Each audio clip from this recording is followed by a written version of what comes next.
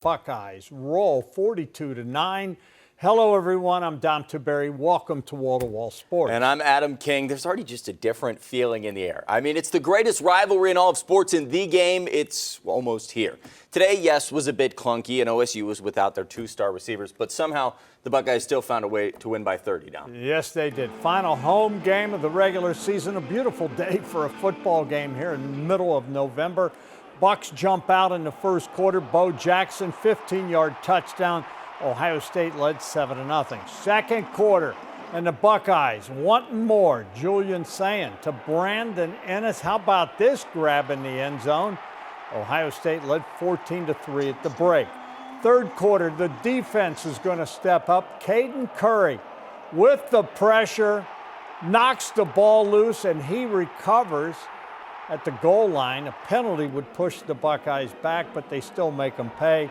Julian Sayin to Max Clare for the touchdown, 21-3 game. And they keep it going. Bo Jackson, second touchdown of the game. Ohio State led 28-3. Now to the fourth quarter, and the Buckeyes going to keep the heat on. C.J. Donaldson bulls his way in from 5 yards out. Ohio State led 35-3, and they would add one more. This time it's James Peoples, breaks free and takes it 49 yards for the touchdown.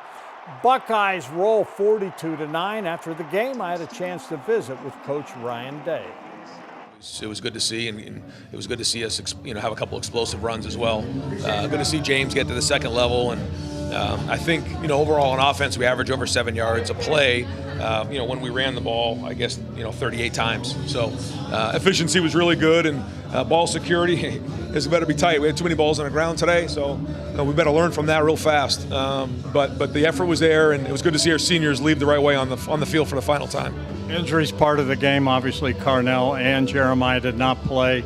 It's a wait and see, right? Yeah, it's day to day right now, and I wish I could give more of an update, but it's really, that's what it is, and these guys are going to do everything they can to get back on the field, and we'll just try to take it day to day. That's all we can do. Take it day to day. All right, let's address the big question, because we're talking about college football's two best receivers, the best 1-2 punch in the country, did not play. And it's going to be a guessing game all week. Anyone that thinks they know, they don't know. And at this point, I don't know if they're going to play or not. I mean, I would think of the two, Jeremiah might have the best chance. I think just because of the nature of the injury, it's always, a bruise is always going to be a little easier to deal with. But I think both of these guys want to get back on the field. I mean, Carnell Tate has never beat Michigan. This is his last chance.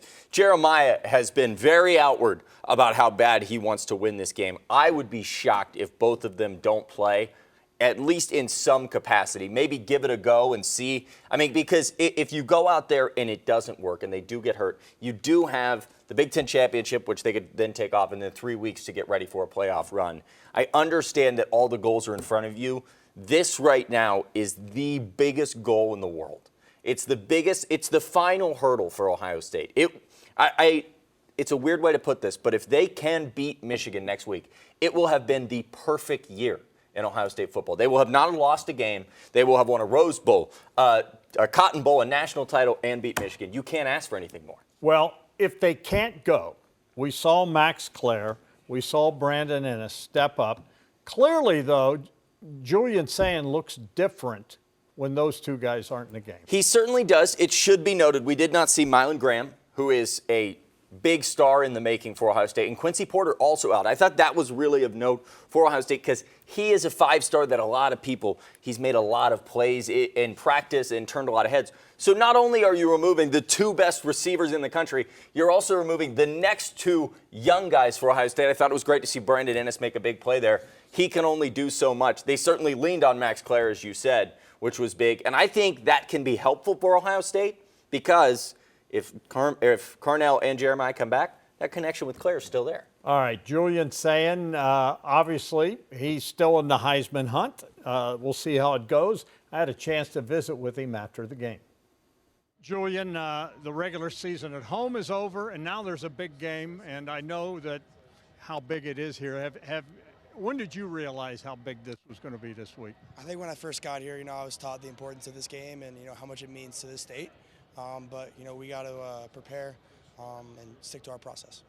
How much fun was it out there today, the final home game with the seniors and everything? Yeah, it was awesome, especially for those seniors to be able to, the last time in the shoe. So it was special for those guys, and it was awesome to play for those guys. Looks like the running game is peaking at the right time. Is that what you're seeing? I think those guys ran hard today, the running back room, and the offensive line did a great job blocking. So it was fun to see. What did Coach say to you guys after the game about rivalry week? Yeah, we were excited. I think everyone was fired up. So it'll be fun. You guys ready for this? Yeah, we're excited. Do me a favor, that camera, your message for Buckeye Nation. Go Bucks. Go Bucks, that's what he always says. All right, the running game. Over 250 yards rushing, 4 rushing touchdowns by 3 running backs. James Peoples is getting hot at the right time. I think the running game is peaking at the right time. I believe Ryan Day and company sent a message to that team up north, hey, we can run the football. I completely agree with you. I don't think anybody needs to send any messages, though. I think that's where this game always becomes too much of a problem. It's not about toughness. It's not about the run game. Just go out there and play football. I think it's really good to see Bo Jackson has really started to just turn that corner. He looks like a veteran already. As you said, James Peoples, that's a huge run there at the end of the game. Rutgers' rush defense is not very good, but Ohio State still found a way to take advantage. And I thought that Rutgers was selling out on the run, really, because they knew Carnell and Jeremiah weren't out there in the pass game. They were going to make Ohio State beat them with the arm. Well, that's exactly what they did, and that's why I thought the running game was so impressive. They loaded the box, and they said, we're not going to let you run today. And guess what? That nasty offensive line took it and drove it right down their throat. And I disagree. I think they did send a message. Oh, no, I agree. I think You're they right. sent a big message. I just don't like the messages. Just go play the game. Well, I don't like them up there. I believe you don't particularly care for them. I don't particularly care for them. So it'll be a guessing game all week as to whether Jeremiah and Carnell will play in the game. But the Buckeyes still have the silver bullets.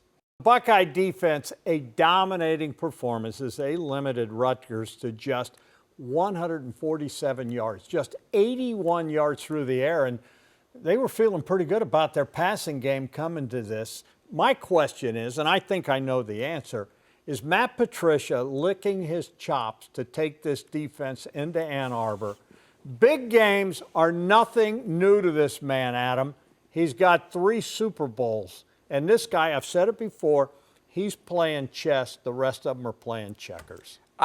Yes, but I don't know that anybody's licking their chops going into this game. I feel like the apologist in this show right now. I think the Buckeyes are licking their chops to get up there. I have watched a lot of Bryce Underwood. I've also watched a lot of Michigan. They are on their 3rd string running back right now. There's a lot of questions there. This Ohio State defense has been historically good. They are the first team in the past 40 years to reach the end of the season here, the last game, and not have given up more than 17 points.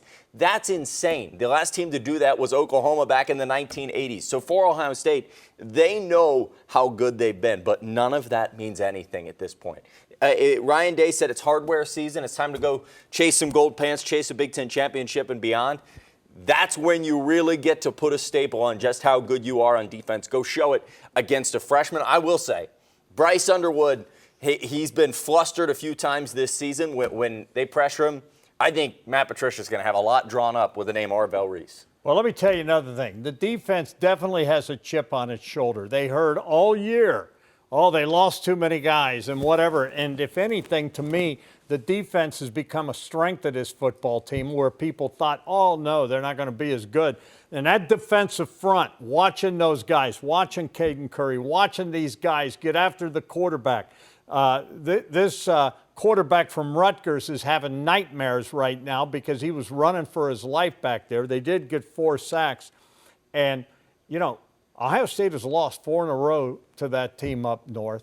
And I think the defense, with the chip it has on its shoulder, I'm excited to see what they do, especially with a rookie quarterback like this Underwood kid. He's a true freshman. Well, I do think that it gives Ohio State a big advantage that they don't have their star in Justice at running back. He's out for the season. They expected to get him back maybe for Ohio State. They've now postponed that.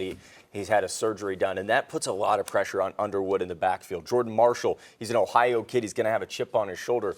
But when you look at Marshall, he's banged up too. So you really, if you're Ohio State, just got to send the house and make Bryce Underwood beat you in this game. We're not even talking about the Rutgers game because it didn't really matter, Dom. Ohio State's defense just shut them down the entire game.